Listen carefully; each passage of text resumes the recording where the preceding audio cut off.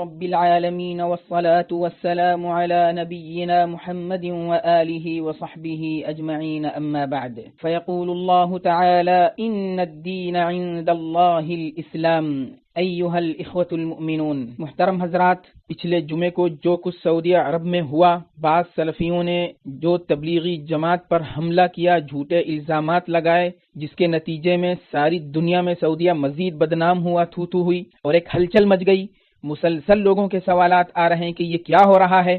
آخر آپ بولتے کیوں نہیں ہیں، حقیقت سے پردہ کیوں نہیں اٹھاتے کہ ایک طرف ننگا ناچ، ڈانس، ننگی لڑکیوں کا، سینما ہالوں کی تیاری اور ان کی آبادی، گانے بجانے، عریانیت، بے حیائی، فحاشی کا بازار گرم ہے، تو دوسری طرف یہ سلفی تبلیغی جماعت پر جھوٹے الزامات لگا کر ان کو بدعتی اور مشرک قرار دے رہے ہیں۔ آخر ماجرا کیا ہے؟ کیا ان کو ڈر ہے کہ کہیں یہ تبلیغی جماعت والے ان گانے بجانے والوں کے پاس پہنچ کر ان کو توبہ کی تلقین نہ کر دیں، اللہ کی یاد نہ دلا دیں، مسلمان نہ بنا دیں، جیسے دیگر دنیا میں تبلیغی جماعت کے ذریعے سے بہت سارے گانے بجانے والوں نے، ناچ اور جو ہے تو جوا اور شراب پینے والوں نے اور بہت سارے بدعقیدہ اور مشرک اور قبر پرستوں نے توبہ کر کے ایک لا الہ الا اللہ محمد رسول اللہ کا کلمہ بلند کیا ہے، تو ان کو کیا ڈر ہے کہ کہیں تبلیغی جماعت والے ان کے پاس بھی نہ پہنچ جائیں، اس لیے یہ ایسا کر رہے ہیں؟ یا ماجرا کیا ہے؟ آپ کب تک خاموش رہیں گے؟ آپ حقیقت سے پردہ کیوں نہیں اٹھاتے؟ آخر تبلیغی جماعت سے کیا ڈر ہے کہ وہ جو جماعت ملک ملک، شہر شہر، گاؤں گاؤں، گلی گلی، جنگل جنگل، گھر گھر، در در، دل دل، ہر کسی کے پاس جا کر ایک اللہ کی بڑائی اور اس سے ہونے کا یقین،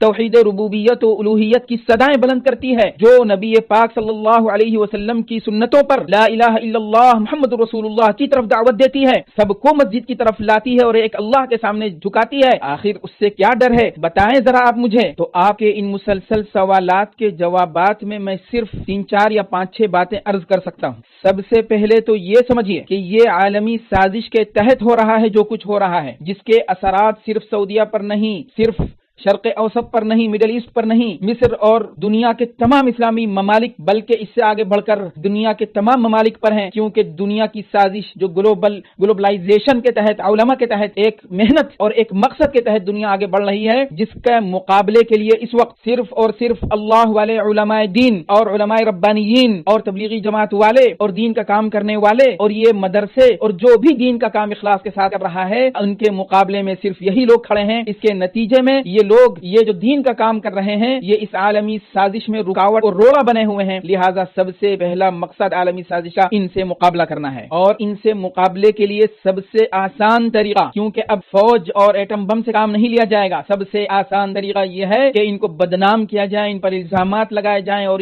ان کے حوصلوں کو پست کر دیا جائے اور ان کو اتنا ذلیل کیا جائے گا کہ یہ خود کام اور دین کا کام کرنا چھوڑ دیں اور اپنے کھانے پینے اور پیٹ پوجا اور دنیا کے تقاضوں میں پھنس جائیں۔ اور اس کے اثرات اور باز گشت صرف سعودیہ میں نہیں بلکہ آپ کے ہندوستان میں بھی اسلام کے، مسلمانوں کے خلاف جو سازشیں ہو رہی ہیں، جس میں ہندوؤں کو استعمال کیا جا رہا ہے، تو اس سازش کے تحت صرف مسلمانوں کو آپس میں نہیں لڑایا جاتا، ایک طبقے کو دوسرے کے خلاف نہیں کھڑا کیا جاتا، بلکہ غیر مسلموں کو بھی مسلمانوں کے خلاف اور مسلمانوں کو بلی کا بکرا بنائے جانے کی کوشش کی جاتی ہے، جیسے پچھلے دنوں میں تبلیغی جماعت کو اور عام عمومی طور پر مسلمانوں کو ہندوستان میں آپ دیکھ رہے ہیں کہ ہندوؤں کو بھی استعمال کیا جا رہا ہے، اور اس کے پیچھے سے جو عالمی سازش اور ایجنڈے ہیں ان کو پاس کرایا جا رہا ہے، جن میں جیسے آپ نے سنا ہوگا کہ ہومو سیکسولیٹی یعنی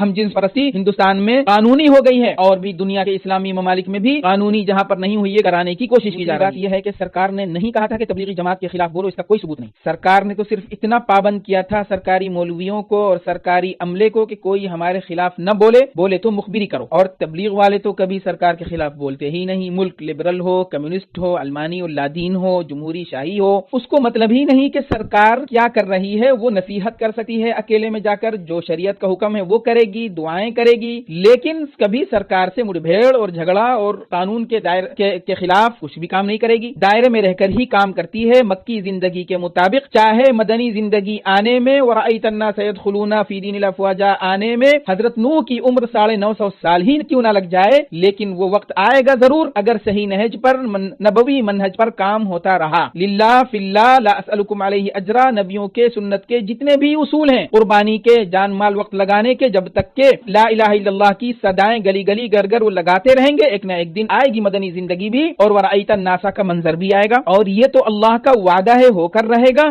لیکن وہ اس وعدے کی جلد بازی میں ہنگامے نہیں کرتے، وہ صرف احکام ربانیہ سنت نبوی کے مطابق ایک محنت کرتے ہیں، سرکار سے کبھی جھگڑتے نہیں۔ تو آخر سرکار پھر کیوں کہے، کیوں جھگڑے، کیوں ان کے خلاف آرڈر دے؟ اس لیے کوئی ثبوت نہیں اس کا کہ سرکار نے تبلیغی جماعت کے خلاف کچھ کہنے کے لیے کہا۔ آپ کہہ سکتے ہیں کہ سرکار نے یہ بھی تو ڈیوٹی لگائی ہے ان سرکاری مولویوں کی، سلفیوں کی، کہ وہ پبلک کا ذہن ڈائیورٹ کریں، کہیں پبلک بھپر نہ جائے، اور بھپر رہی ہے، الجھن میں ہے، پریشانی میں ہے کہ یہ ڈانس گانے باجے کھلم کھلا کیوں ہو رہے ہیں، سنیما ہال اور یہ اور بارات اور جو بھی آگے کی پلاننگ ہے وہ سب پبلک پریشان ہے، تو ذہن ڈائیورٹ کرو۔ تو میں کہتا ہوں کہ اگر یہ ان کی ڈیوٹی لگائی گئی ہے ڈائیورٹ کرنے کی، تو ڈائیورٹ کرنے کے بہت سارے طریقے ہیں، آخر اسی پر کیوں حملہ جو نبی کے طریقے پر کام کر رہی ہے، اور نبیوں کے خلاف جیسے ہر زمانے میں جھوٹے الزامات لگائیں، تو ان کو کیا ضرورت ہے کافروں مشرکون کی نقل کر کے ان پر الزامات لگائیں جھوٹے، جو مزارات سے شرک اور بدعات سے نکال کر، خرافات سے نکال کر لوگوں کو مسجد اور اللہ کی طرف لا رہے ہیں، آخر ان پر الزامات لگانے کی کیا ضرورت ہے؟ اس تبلیغی جماعت کو ہی بلی کا بکرا بنانے کی کیا ضرورت ہے؟ کسی اور ذریعے سے ڈائیورٹ کر دیتے، کسی ایک شخص کو ڈائیورٹ کر دیتے، جیسے مصر میں اس وقت جو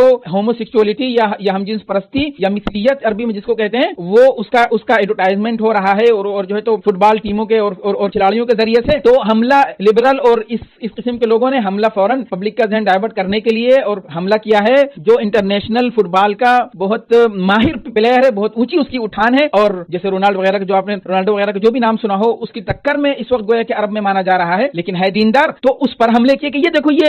ہومو سیکسولیٹی کے وہ ایڈورٹائزمنٹ میں شریک ہو رہا ہے۔ مقصد ان لوگوں کا جو حملہ کر رہے تھے لبرل اور لادین کے پبلک کا ذہن ڈائیورٹ ہو اور ایڈورٹائزمنٹ بڑھے، تو اس میں بعض سلفیوں نے بھی حصہ لیا جو اخوانیوں کے خلاف ہے، ٹھیک ہے، وہ انہوں نے ایک فرد کو لیا تو ایک فرد کا ہی گناہ ہوگا، لیکن پوری جماعت کی بد دعائیں اور جو ہے تو ان کے خلاف جھوٹ بول کر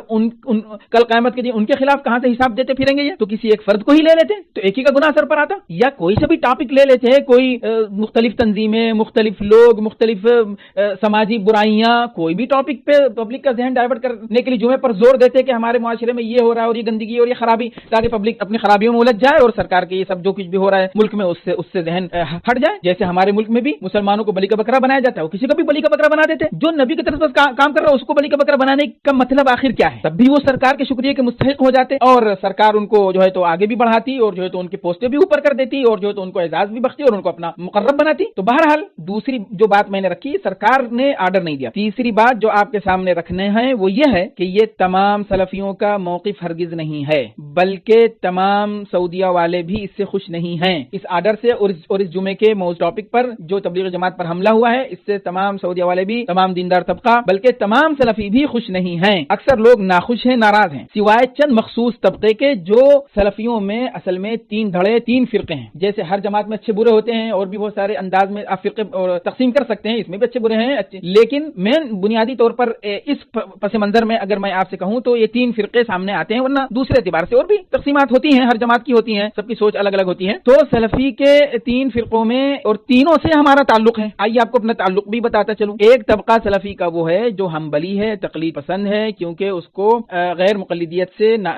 بہت برے تجربات ہوئے ہیں، اور جو ہے تو وہ کہتے ہیں کہ ISIS، داعش وغیرہ یہ سب ہمارے علماء کی تقلید سے جب نکلے ہیں تبھی وہ گمراہ ہوئے ہیں، اور اس لیے تقلید کے دائرے میں رہو، اور جتنے بھی فرقے نکلے ہیں یہ سب پہلے جنہوں نے تقلید چھوڑی، پھر اس لیے اچھا یہ میں تو قسیم جو ان کا گڑھ ہے سلفیوں کا، وہاں کی یونیورسٹی میں پڑھا بھی چکا ہوں، استاد بھی رہ چکا ہوں، اس لیے سارے طبقے کا مجھے تجربہ ہے، اور یہ طبقے نے مجھ سے فقہ حنفی باضابطہ پڑھی بھی ہے، اور خوشی کا بھی اظہار کیا ہے کہ آپ ماشاءاللہ فقہ حنفی کے ماہر عالم ہیں، اور حالانکہ میں نے شیخ ابن عثیمین کے پاس بھی پڑھا ہے، سلفیت کا بھی الحمدللہ، حنبلیت کا بھی پورا اچھا خاصا اللہ کا شکر علم اللہ نے دیا ہے۔ تو بہرحال تو ایک طبقہ یہ ہے، یہ بھی ناخوش ہے۔ دوسرا طبقہ وہ ہے جو درمیانہ ہے، جو تقریباً 50% سلفی یہی ہیں، جن کو اس سے بحث نہیں کہ تم مقلد ہو غیر مقلد ہو کیا ہو، بس کھلم کھلا قرآن و حدیث کے خلاف نہ کہو۔ انہوں نے اس طبقے کے بعض اساتذہ نے، محدثین نے مجھ سے بخاری شریف پڑھی ہے سند کے وجہ سے بھی اور ویسے بھی کہ حنفی کے دلائل سامنے آ جائیں، تو جب ان کے سامنے حنفی اور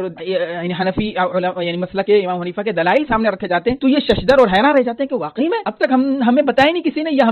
ہماری کمزوری رہی کہ ہم یہ پتہ نہیں لگا سکے اور سمجھتے رہے کہ حنفی تو بالکل حدیث کے خلاف جاتے ہیں۔ تو جب حالانکہ عالم تھے، لیکن بہت سے تو طلباء جو یونیورسٹیوں میں اور مسجد نبوی میں جنہوں نے مجھ سے پڑھا ہے وہ سلفی تھے، وہ بہت سارے مسائل میں کہنے لگے کہ میں تو اس مسئلے میں حنفی ہو جاؤں گا۔ میں نے سختی سے منع کیا، میں نے کہا نہیں، آپ اپنے ہی علماء کے مقلد رہیے، حنبلی مسلک کے دائرے میں رہ کر ہی شیخ ابن باز نے اجتہاد کیا ہے، کہیں اجتہاد میں آگے بھی گئے ہیں، تو آپ جن کی تقلید کر رہے ہیں انہیں کی تقلید میں رہیے. حنفی مسلک کے بڑے علماء آپ کو یہاں دستیاب نہیں ہوں گے، اس لیے آپ ان کی تقلید نہ کریں. ہاں ہندوستان میں آپ ہوتے تو ہم کہتے ہیں آپ ٹھیک ہے، وہاں اکثر عالمی. تو بہرحال مقصد یہ ہے کہ وہ حنفیت کی دلائل سن کر متاثر ہوتے، اور تو یہ وہ درمیانہ فرقہ ہے. انہوں نے ہی مجھے اعزاز بخشا، سروں پہ بٹھایا اور مسجد نبوی میں استاد بنایا اور میرے دروس ہوئے وہاں الحمدللہ. تیسرا فرقہ ہے جو آٹے میں نمک کے برابر کہہ سکتے ہیں یا 5% پورے سلفیہ میں کہہ سکتے ہیں. یہ ہے دراصل وہ فرقہ جو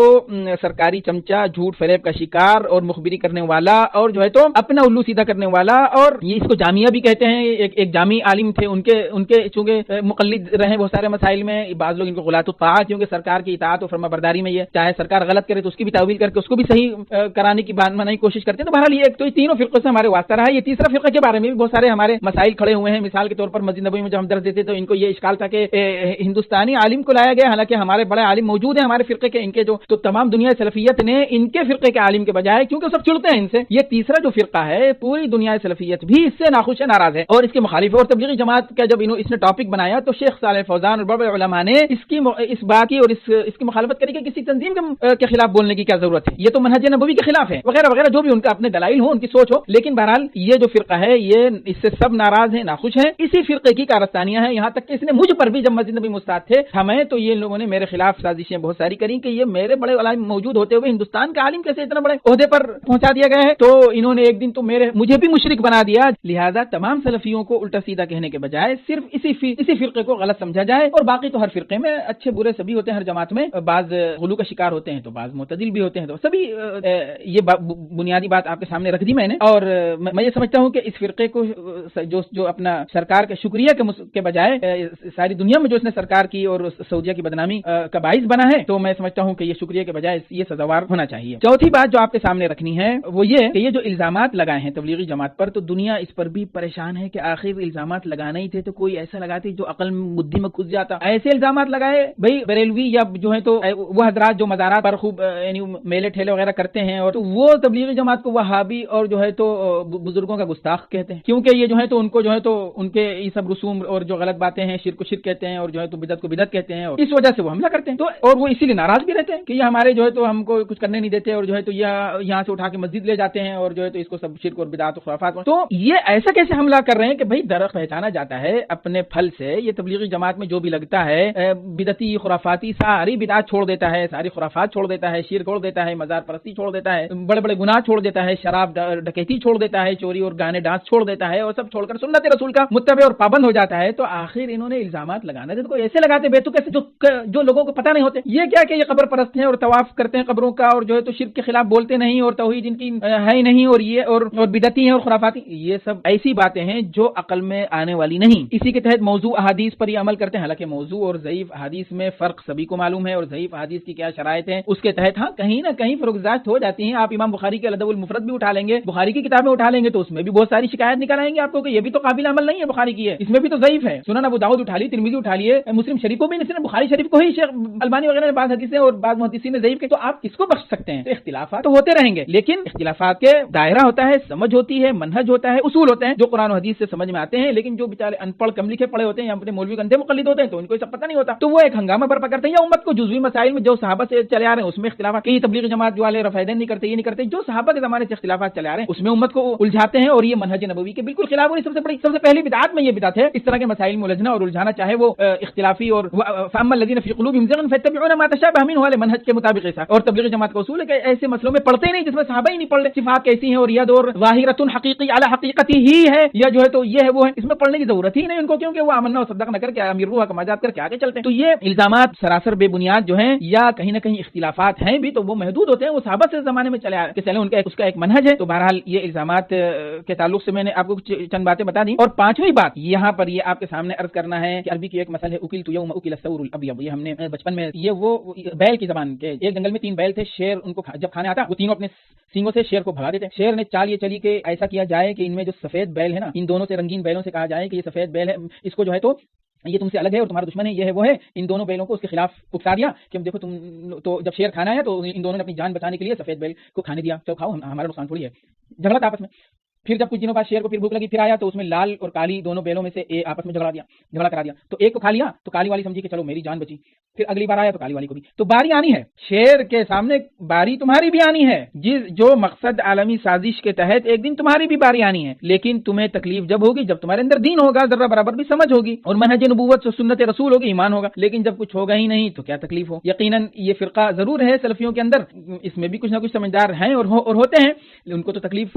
ہوگی، لیکن بہرحال کب ہوگی اور جب چڑیا چگ گئی کھیت تب سمجھ میں آئے گی یا کب آئے گی، اللہ تعالیٰ ہی سمجھائے۔ اس لیے ایسے موقع پر دشمن کی یہ سازش رہی ہے کہ ہندوستان میں بھی آپ نے دیکھا ہوگا کہ جماعتوں کو ایک دوسرے کے خلاف اکسایا جاتا ہے، اور کبھی پورے مسلمانوں کو، پورے ملک کے جو جتنے بھی قومیں ہیں سب کو ایک دوسرے کے خلاف اکسایا جاتا ہے، اور خاص طور پر مسلمانوں کو حملہ بنایا جاتا ہے، کیونکہ وہی شکار مسلمانوں کو اس لیے بنایا جاتا ہے بلی کا بکرا، کیونکہ وہی پوری دنیا کی سازش کے مقابلے میں جمنے والے ہیں، اور مسلمان جماعتوں میں تبلیغی جماعت کو خاص طور پر نشانہ بنایا جاتا ہے، کیونکہ وہی دعوت کے مشن کو بلا کسی پرواہ اپنی جان اپنا مال اپنا وقت لے کر نکلتے ہیں، باقی تو سب سرکاری ٹکڑوں پر پلنے والے ہیں، سرکاری جہاں تنخواہیں بند ہوگی وہ سب کام کرنا بند کر دیں گے، اور لچھے دار تقریروں پر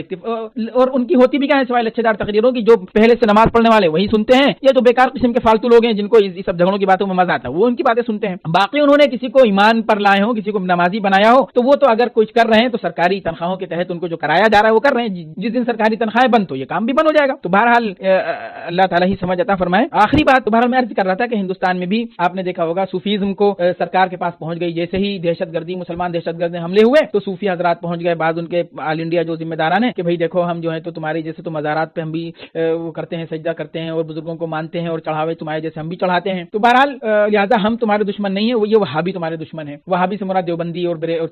تبلیغی جماعت والے اور جو بھی ہیں اور اہل حدیث وغیرہ سب، تو وہی سمجھ رہے ہیں کہ ہم بچ جائیں گے، ان دونوں نہیں، بیلوں کی طرح تمہاری بھی باری آئے گی، اس لیے ان کو سمجھنا چاہیے ان کی بھی باری آنی ہے۔ آخری بات اور چھوٹی بات یہ ہے کہ ہمارا رد عمل کیا ہونا چاہیے اس موقع پر۔ غیروں کا رد عمل تو سامنے آ چکا ہے، توگڑیا جو آل انڈیا ہندو تنظیم کا ذمہ دار ہے اس نے سرکار سے اپیل کر دی ہے کہ بھائی مطالبہ کیا ہے کہ بھائی اس جماعت پر جیسے مرکز اسلام میں بین لگا ہے ہمارے ملک میں بھی بین لگنا چاہیے، اس نے جو ہے تو گھر گھر دکان دکان گلی گلی کوچے کوچے فرد فرد کے پاس جا کر ایک اللہ سے ہوتا ہے، اللہ کے غیر سے کچھ نہیں ہوتا کی صدائیں بلند کر کے لا الہ الا اللہ محمد رسول اللہ کی صدائیں بلند کر کے ہمارے لوگوں کے کانوں میں بھی باتیں پہنچا دی ہیں، جس سے ہندو بھی متاثر ہو جاتے ہیں اور وہ بھی اپنے دین میں کمزور ہوتے ہیں اور اسلام کی طرف میلان پیدا ہوتا ہے وغیرہ وغیرہ، یہ سب پلاننگ کر کے پھر انہیں سرکار سے مطالبہ کیا کہ دیکھیے وہاں بھی بین لگا ہے تو یہاں بھی بین لگنا چاہیے، اور دنیا کے مسلمانوں کا رد عمل بھی آ چکا ہے کہ وہ کتنا اس سے ناخوش ہیں، بلکہ بعض سلفی حضرات بھی جو سمجھدار ہیں انہوں نے بھی اس فیصلے کی بری طرح مذمت کری ہے پوری طرح، اور اسی طرح سے